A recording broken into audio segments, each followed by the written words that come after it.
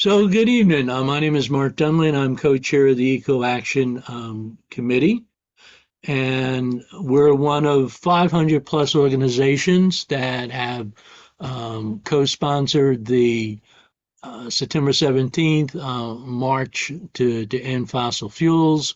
I will note that the EcoAction Committee has been a longtime member of the People versus Fossil Fuels campaign, and so we've participated in a lot of their events.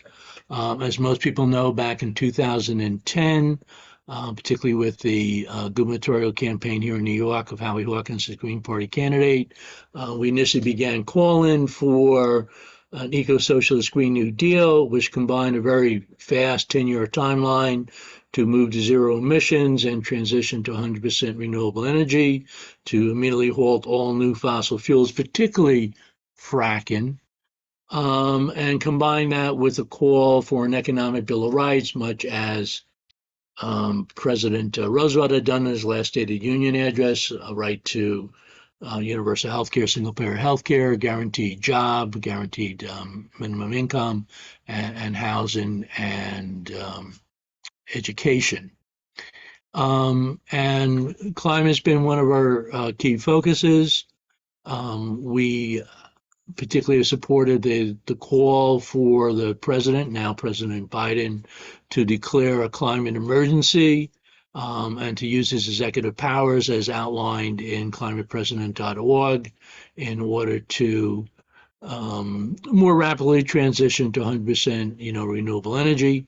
And as I always say, in all this discussion about climate, the single most important thing is to stop using fossil fuels.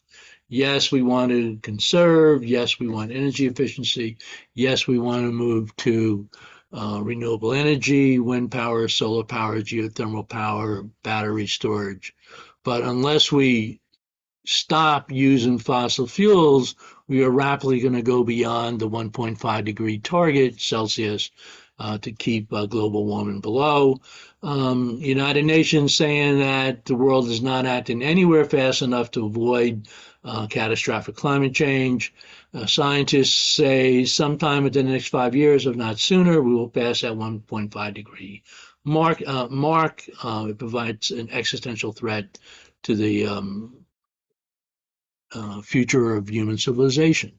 And so hundreds and hundreds of groups are using the fact that the United Nations is holding another special meeting on climate on, I think, September 19th, in order to try to convene the largest, climate event since COVID took place. 500 different groups. One of the main groups that have been sponsoring this has been Food and Water Watch, Eric Weltman. I always forget his title, but probably senior organizer in New York State on food and water watch. So we've asked Eric to come on tonight to give us a little bit of the background. I will say the Green Party is going together as contingent.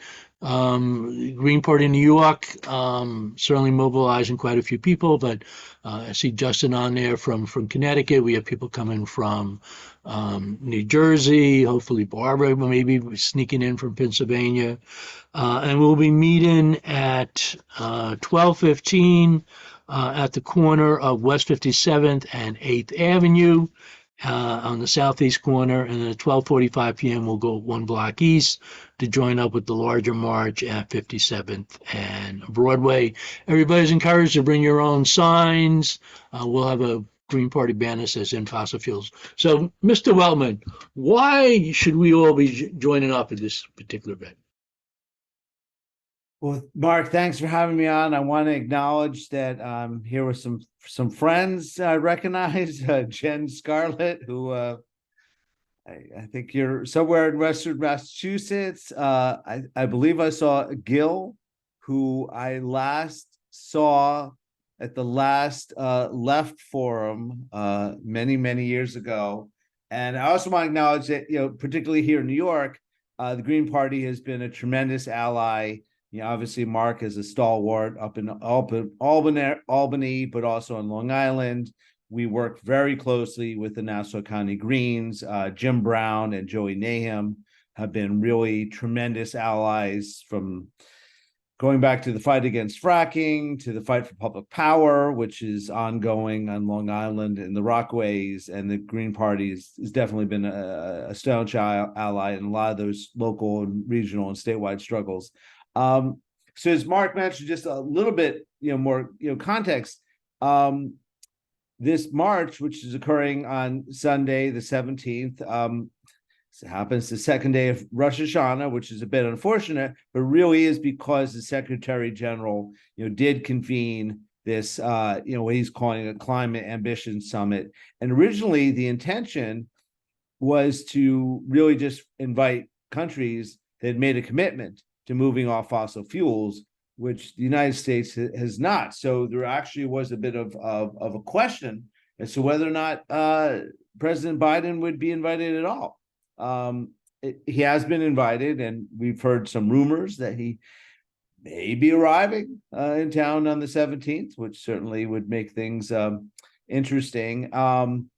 Originally, we had thought that we might, march to the United Nations. I think the Secret Service put a kibosh on that with so many world leaders, but we are going to be able to see the United Nations from where the rally is culminating on 52nd and First Avenue.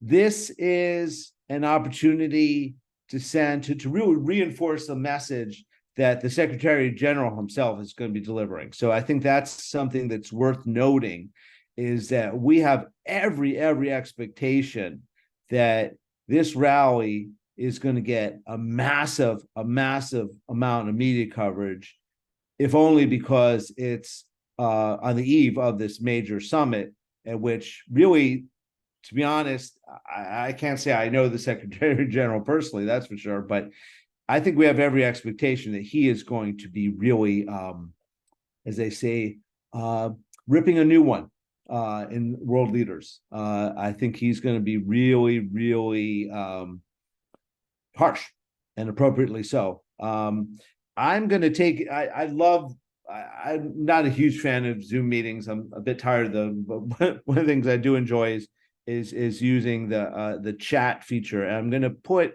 in the chat a link to a document that Food and Water Watch has been maintaining called Biden Climate Watch. I mean, look, I think you guys are all, well aware that, Biden is not the climate leader we need him to be.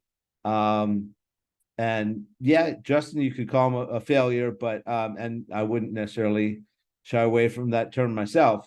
In fact, his administration has been approving more drilling permits than even his predecessor, which is pretty bizarre. But, I'm not going to go through his entire climate record. I mean, you're all familiar with it. And if you need a refresher, I recommend clicking on and sharing this link, to the Biden Climate Watch.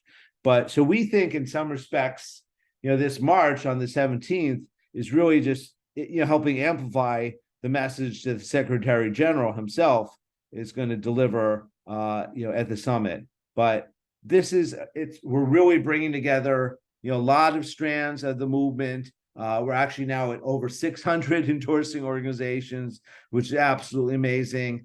And it's groups like, the NAACP, Amnesty International, the Green Party, of course, a lot of very important social justice organizations, New York Communities for Change, folks from New York familiar with the NYCC, sort of an outgrowth of ACORN. So really a lot of incredible community organizations are behind this. It's not just your traditional environmental groups. Sierra Club is on board, and as well as Greenpeace. So we do have some of the mainstream Greens definitely on board, but this really is a lot of progressive organizations: Citizen Action of New York, the Long Island Progressive Coalition, Make the Road New York, a lot of really vibrant social justice, immigrant rights, workers organizations. just a couple other quick things to know. The youth are very involved. Fridays for Future has been playing a tremendous role. These are high school students. I mean, I couldn't organize a birthday party when I was in high school. These are high school students who are playing a tremendous role in organizing the march, and they're going to turn out in full force. I'm fully expecting thousands of high school and college students on the 17th. So we're going to have a big youth contingent. We're going to have a big labor contingent. We've got a lot of unions that have endorsed the march, including the United Federation of Teachers. A lot of unions, a lot of work. A big labor contingent. We're going to have, a lot of other. We're going to have an elders contingent led by Third Act, which is a new group started by a friend, Bill McKibben. So a lot of seniors, faith leaders. There's going to be, a faith service, Jewish-led faith service that Sunday morning in recognition of Rosh Hashanah, and just hundreds and hundreds of other organizations and groups and communities from throughout the region. So it's going to be a really exciting march, and I hope you guys can join us.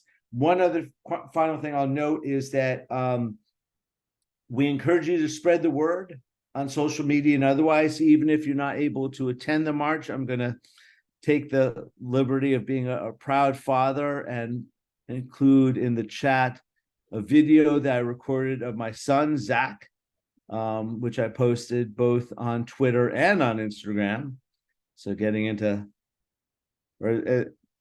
as the New York Times says, X, the site formerly known as Twitter.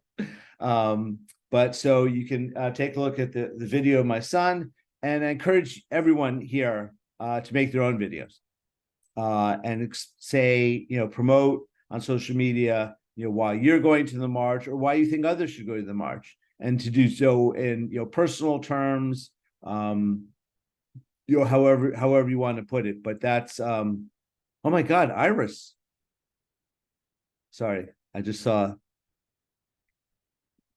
Wow, we've been joined by one of our most tremendous volunteers, Iris Arno. Glad to have you joining us, Iris. So I'm here tonight with a lot of people who probably know as much, if not more, about this march than I do. But that's sort of, I don't, Mark, if there's anything else you'd like me to cover, Can you maybe just run down the logistics of the march? I mean, it starts at sure. 1 o'clock. Was a mile and a half, and then there's a rally. What's the rally like? Yeah. So let me I understand we're going to start pretty close to Columbus Circle, about what, 6, 7 blocks down from Columbus Circle. so That I'm might be a going to good put subway stop. a link to the website in the chat. There is a lot of information on the website.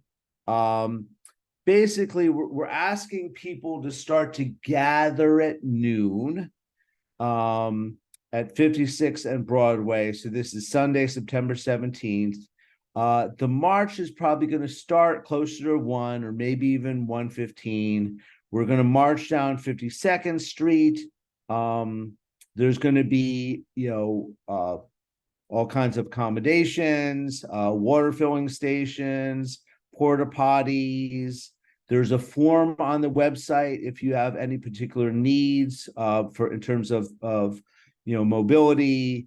We're arranging for transportation for people who can't march the entire route. I mean, we deliberately made it, not terribly long. So hopefully, most people should be able to, do the whole march. But if not, there are accommodations, and there is a form on the website for those who need, particular accommodations. In fact, right on the homepage, it says all details about the day of the march, including a map. Wow. So it says here, so the march route is 1.3 miles long. As mentioned, drinking water refill stations. Please bring your own water bottle. We do not want any unnecessary wasteful plastic. Otherwise, Mark's wife will beat us up. But yeah, we want to, avoid, plastic. So please bring your own water bottle. And you'll see if you go to the Day of March page, there's a form. If you have some, accessibility, questions or issues, those can be addressed. We're expecting really nice weather. I don't know, for folks in New York, it's been a rather rainy few days, but we're expecting it to be, warm and clear. I'll also mention that the march and rally is sort of the high point, perhaps, of the protests leading up to the UN Climate Summit. But there are a week of protests. I'm personally going down, starting on Wednesday, to participate in a number of protests. You can look at Wave of Action to find out details. I'm Yeah, going to be put involved. that link in the chat. There's a pretty large civil disobedience protest taking place on Monday. I believe we'll be meeting at Sakati Park at around 10. If people are interested in participating in that. Eric, why are groups, calling for a climate emergency from Biden? And I understand some of the more mainstream groups think that we're a little bit too negative about President Biden's performance. I haven't heard that, but it doesn't surprise me.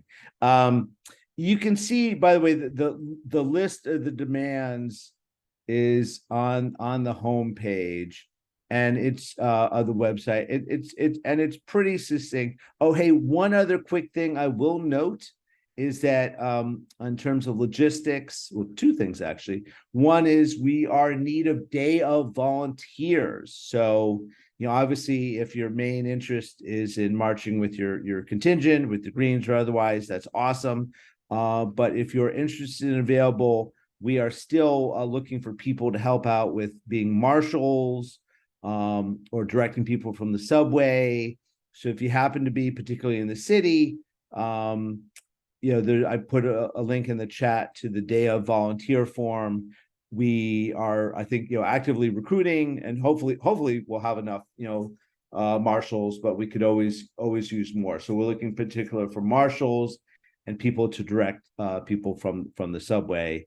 And one other thing I will note, while I've got your attention, is that we are doing a lot of leafleting, a lot of last minute outreach this week. And so again, if you're in the city, I'm going to put a link, another link in the chat that will show you a list of outreach opportunities. So if you happen to be in the city and want to spend an hour or two leafleting with us, you can click on that link here that will list some volunteer opportunities in the week leading up to the march. So in terms of our demands, climate emergency. So there's basically, I'll just quickly run through, stop federal approval of new fossil fuel projects, which is definitely problem that Biden has had. Phase out fossil fueling on public lands and water. So ban fracking on public lands, declare a climate emergency, and provide a just transition. So all those demands are listed at the bottom of the homepage of the website. And you're saying that some mainstream lamestream groups are saying we're being too harsh on Biden. Believe that or not, yes. That's not been a criticism coming from the Green Party, obviously, but well,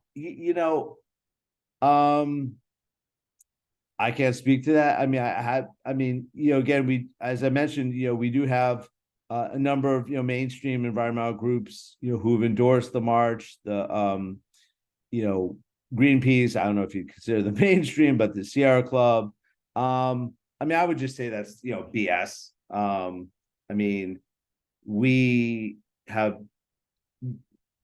We need to be unrelenting. We need to be absolutely unrelenting. My understanding, by the way, and I don't, it's hard to believe, well, maybe it's true, is that Biden's recent decision on drilling Alaska was in response to how harsh the outcry was for his approval of, I think, the Willow Project. So this is a guy whose rhetoric has been fairly strong. His rhetoric has been fairly strong.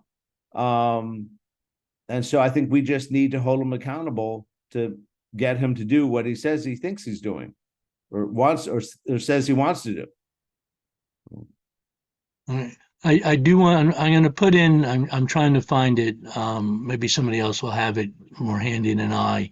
But we are meeting in terms of Green Party contingent at 12:15 at the corner of West 57th and 8th Avenue, the southeast corner, at 12:15, and then at 12:45 we'll go over one block east of the corner of 57th and Broadway.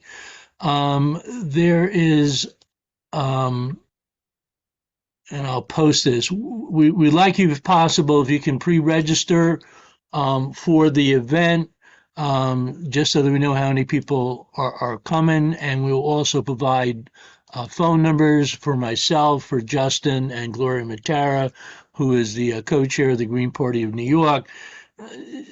Just in case it's a little bit more than 10,000 people and it gets a little confused, you can call us or text us and say, hey, where's the Green Party contingent at the moment?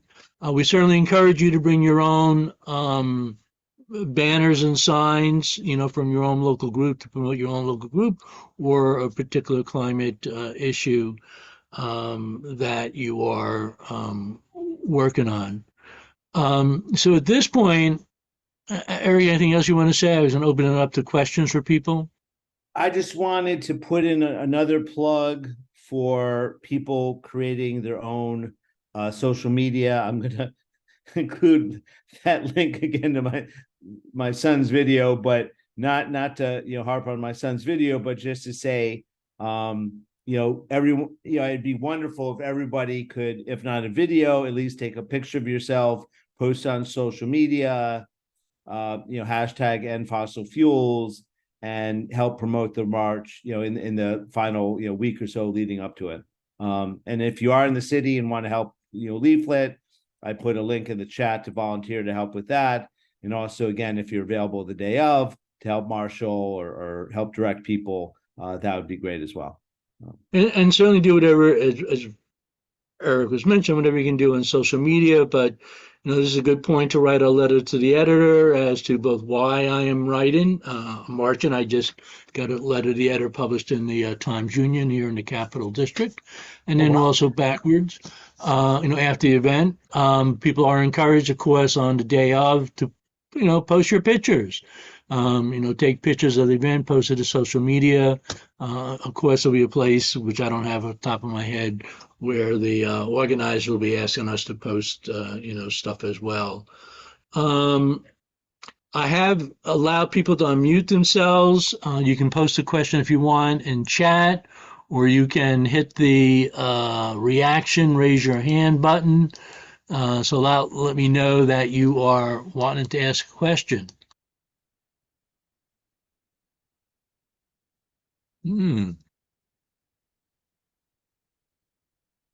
Well, Francis seems to be raising his hand, not his Frank Jeffers.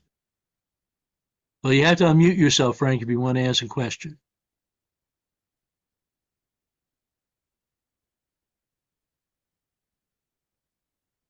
No, that's probably not working.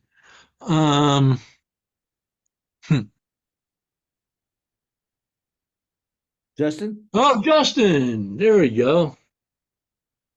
Justin, you can unmute yourself. You should be able to unmute yourself. Oh, there we go.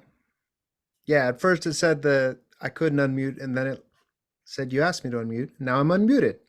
Thank you guys for organizing this great event. I just want to say I shared in the chat. There's a sign up link for anyone who wants to march with the Green Party contingent. We have a Google form that you can fill out, and that way we'll have everyone's information who's going to march with us. And, we have those specific plans in place. I also shared a Facebook event that was created jointly between the Green Party of the US and Connecticut and New Jersey and New York. And that's one social Facebook post that you could share. The post includes that link to sign up to march with the contingent. Yeah, so I really appreciate everybody who's taken time out to make it to this march. And I appreciate all the work going into organizing it. So thank you. Yeah, and I know Eric had posted the main page in fossil fuels thing. There are transportation everywhere. I'm helping organize 3 buses from the Capital District in New York. But if you go on to the main page for the rally, there are lists of where you can get buses, or in some cases trains, to come to the event. I would recommend you do that soon, because certainly a lot of places are selling out the buses already. We expect 10,000 people or so, perhaps, just to be coming from mass transit. And I know there's a dearth of buses, at least on the East Coast at the moment, that we're able to rent. So don't delay if you want to come. Frank, I'm still going to allow you, but you gotta unmute yourself, or you're going to have to type your question in.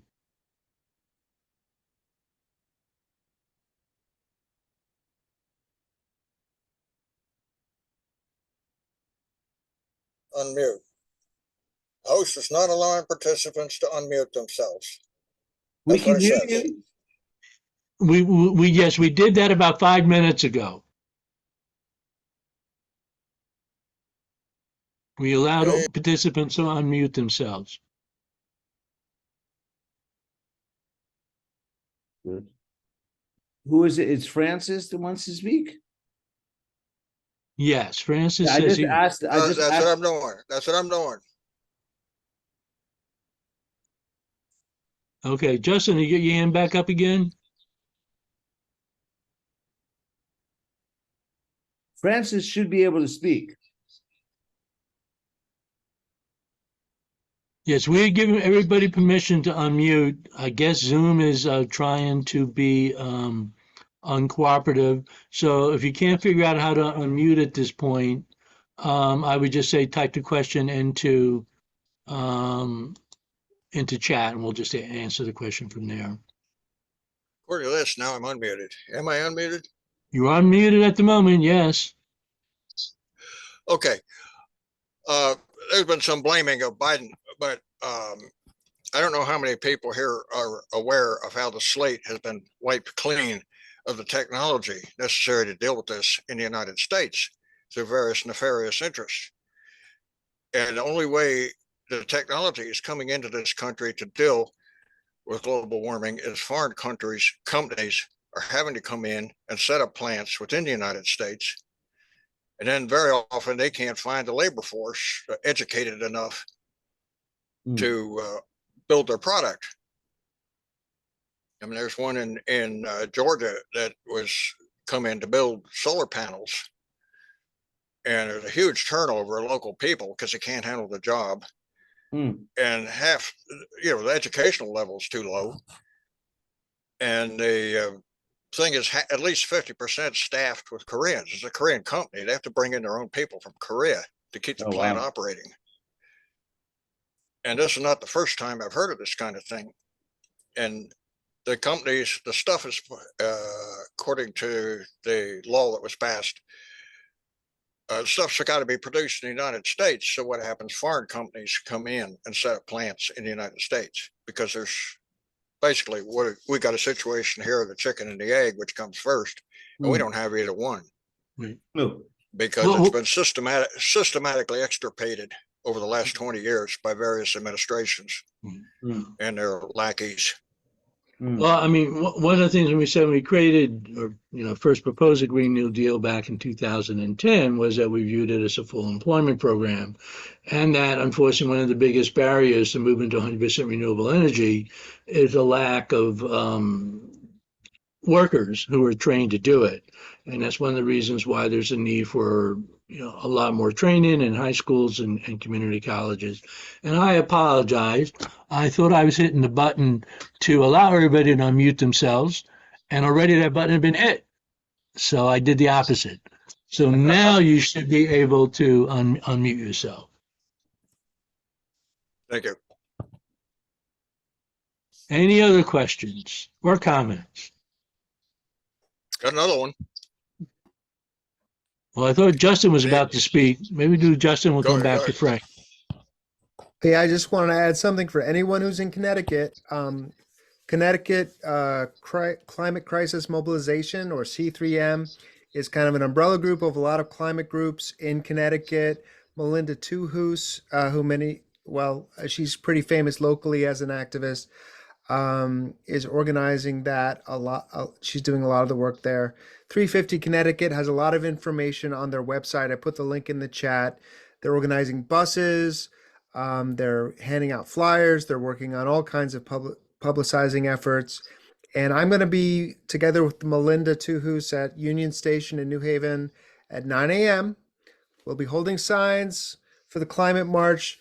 Come join with us. We're going to try and fill up the front car or more of the train, and so we can be in a good position to get out when we get to New York, and then disperse to whatever contingent we want to march with. But if you want to march with the Green Party contingent, there's information in the chat how to do that. All right. Thanks. And as many of us have been to these big events, sometimes you just got to go with the flow. And if it gets too big and you can't get your group, there'll be thousands of lovely people who will be happy to have you marching with them. I see Eric Eason has his name, and Frank.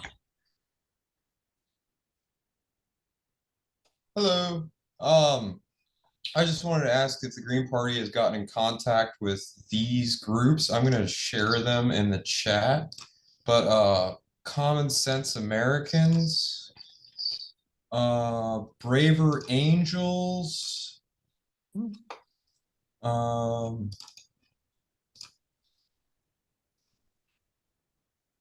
Steven Pinker's a separate thing, but and No Labels. I was just considering it. Are they going to have any presence or activity in New York for this march? As far as all the organizations, the 600 groups are listed on the website. I've not particularly seen these groups, but that since there's 600, I would go double check to see if they're one of the 600 groups that say that they are participating.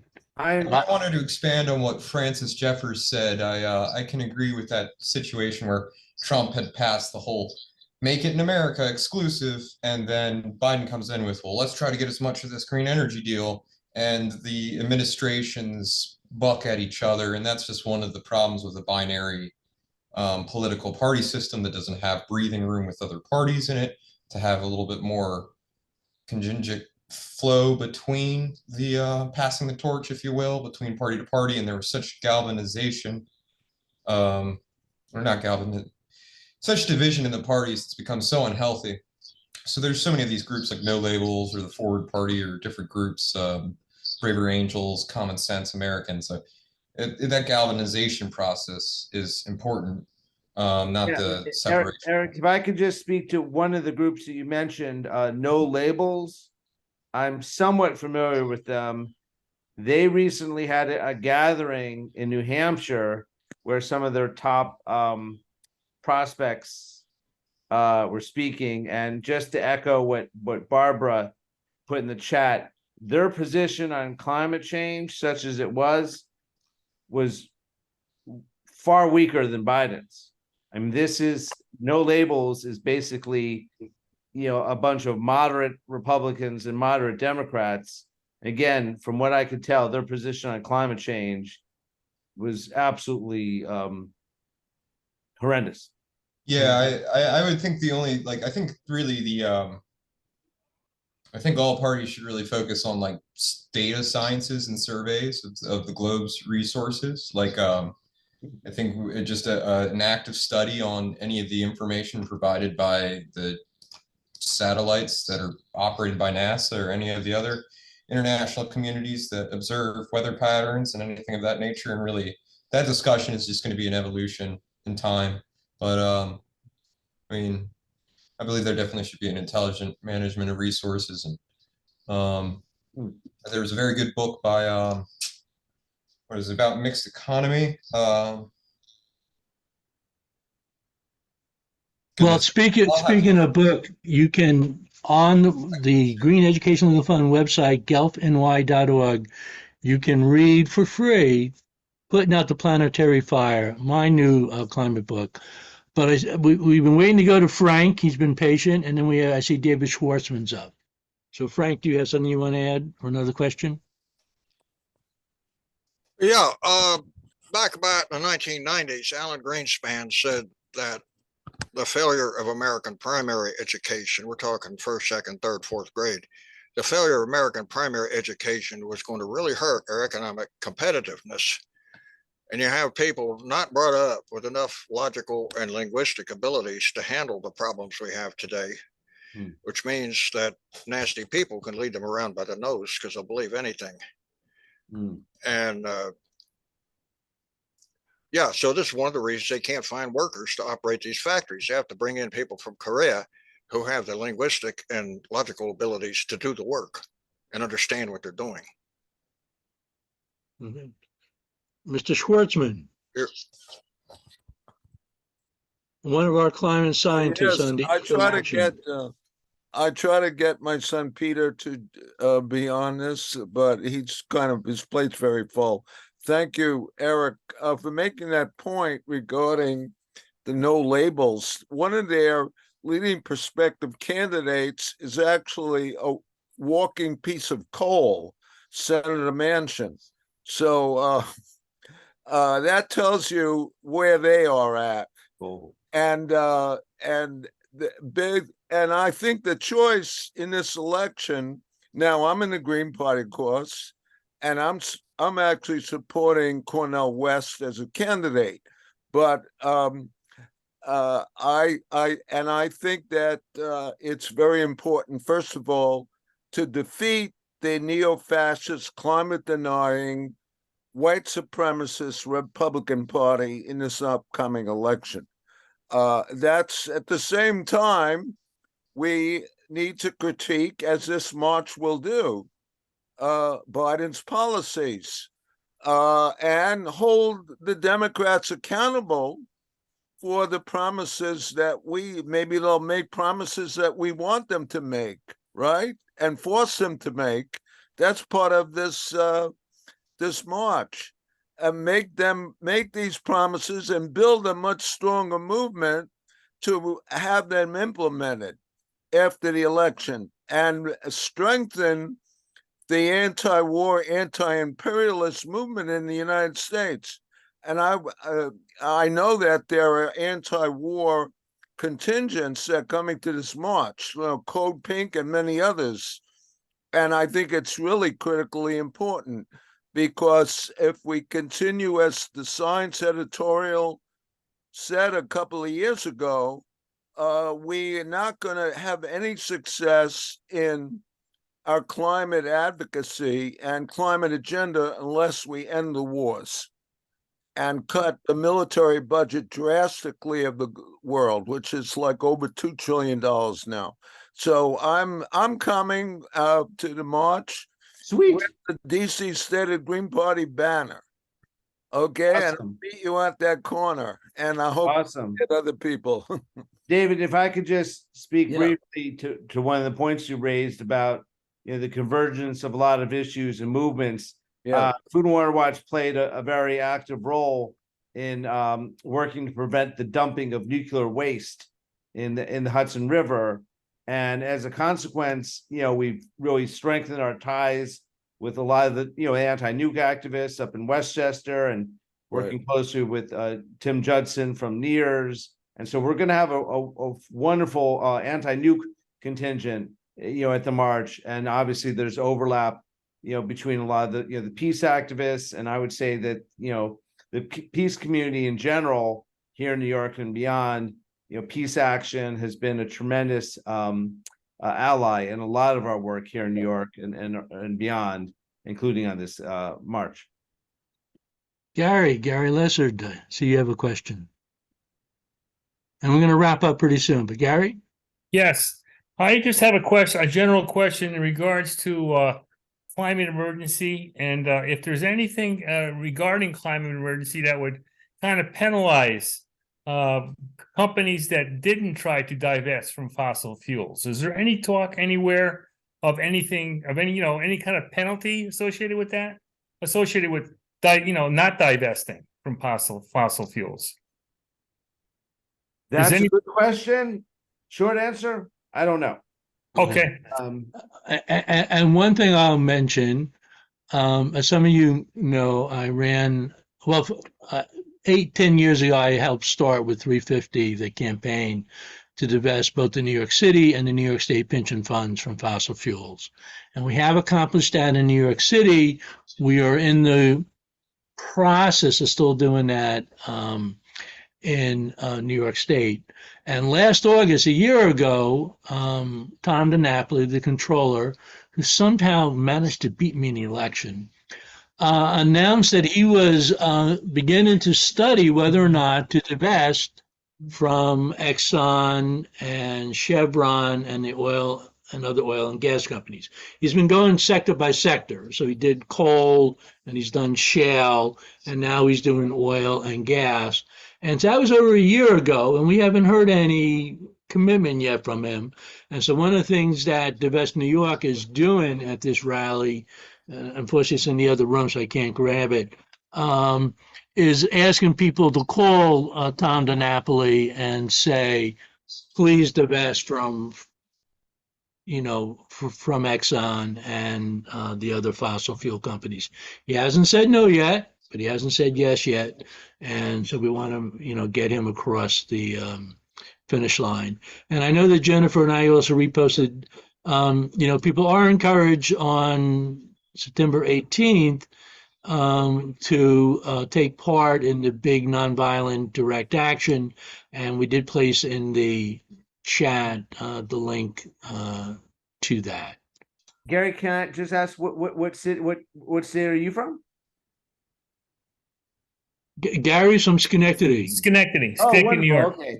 So the slightly longer answer to your question, at least on my part, is that as Mark alluded to, rightfully so, a lot of the policy advocacy is going to continue on the state level. I mean, as you're probably aware, here in New York, we banned frack gas in new buildings. We won the fight for public building public renewables. Here in the city, we're working hard to implement local law 97, which is New York City's Green New Deal for buildings. So I think this march is going to be amazing, but then a lot of us I think are going to go back to fighting more at the local and state level for policies, whether it's up in Albany or New York City or wherever, or Hartford or wherever the case may be, because that's at least here in New York where we've had a lot of tremendous victories. Obviously, the state of Congress being what it is, with a bunch of nut jobs controlling the House, it's really we're mostly playing defense in terms of again pressuring Biden not to be so bad as he is and actually be somewhat good. But again, a lot of the policy stuff just isn't going to happen in DC these days. I mean, I will mention that the other big divestment campaign going on in New York right now, of course, is trying to get the New York State Teachers Retirement System to defund, and they represent all the teachers outside of New York City. Strangely, the group that's been probably most opposed to getting the Teachers Retirement System to divest has been UFT, United Federations of Teachers. And what is weird is they're not part of the New York State Teachers Retirement System. They are part of the New York City Teachers Retirement System, and they supported divesting from fossil fuels from the New York City pension fund. So why they are opposing divesting from the state pension fund, the state teachers retirement system, is beyond us. And I will note there's one issue, believe it or not, where the Greens and Food and Water Watch do not totally agree, and that is the need to end fossil fuel subsidies, which includes making fossil fuel companies pay for the emissions that they put out. We support, some form of fee and dividend or carbon tax. Perhaps we might both support to a bill pending in New York State for a Climate Superfund Act, which would make the, 30 of the largest polluters, not just in New York State, begin to pony up about $3 billion a year. The bill did move in this, I think it actually may pass the Senate this year, but did not move in the Assembly. And New York State estimates that somewhere between 10 to $30 billion a year is going to be needed to pay for the transition to 100% renewable energy, zero emissions. And they got to come up somehow with some money for that, and the Climate Superfund would do that. I see that Justin is promoting. You can follow Food and Water Watch on the Facebook, so you can follow that. So I think we're about done at this point. We hope a lot of you can join, but if you can't see us on the march on Sunday, September 17th, send some type of message to your local congressperson, assembly members, senators, city council people. Cities can take action. Ithaca has been doing their version of a Green New Deal, raising money to try to help decarbonize local buildings. Justin is one of the organizers. You have any message for people showing up next Sunday? And we'll give Eric the last word. Just bring your water bottle. I hear there's going to be porta potties, which is good because it's hard to find a public restroom in New York City. I look forward to finding out who the speakers are. Did I miss that? Was that mentioned? I guess we'll find out when we get there. I think that's still being worked on, believe it or not. Okay. There's a rumor that a plastic activist from East Palestine may be invited, but I don't believe that's confirmed yet. That would be cool. That would be awesome. It would be. So, Eric, make that happen. I have no influence. They're not. My understanding is that we're not having many speakers at the rally. It was like, what? That is true. There's going to be 3 or 4 speakers or something. Yeah, exactly. 3 or 4 speakers and maybe 1 musical act. Yeah, so we're really, we're trying our utmost to limit the number of speakers. We'll see whether or not we actually succeed. I just want to know, I put my email in the chat. I mean, the most important thing about an event like this is the relationships that get built. As I mentioned at the outset, Food and Water Watch has a great relationship, I think, with the Green Party, particularly here in New York with, Mark and a lot of the great activists that I work with on Long Island, like Jim Brown and Joey Nahum.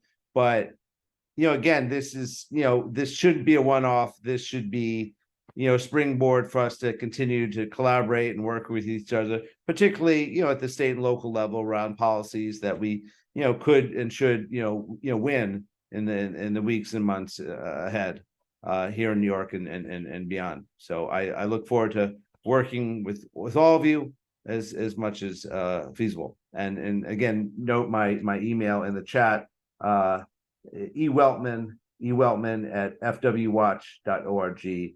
I'll put it in one last time. And I'll just mention Joey Nahum from Nassau County is one of the 7 co-chairs of the National Green Party, and he's also the liaison from the steering committee to the EcoAction Committee. For some reason, he felt it was more important tonight to go to the birthday party for his wife. Well, what can you say? But we hope you better be there on Sunday. He painted signs with us last week in Long Island. He's a talented sign builder, and he is a smart man. And by the way, he's a very, very, very good person. He's very nice. Okay. I like him a lot. Well, thank you all for joining us. We do meet the second Monday of each month. We'll send you out whatever webinar we're doing in the future. We will be sending out this recording, and we'll try to include all the links that have been provided. Jen Scarlett, woo, love ya.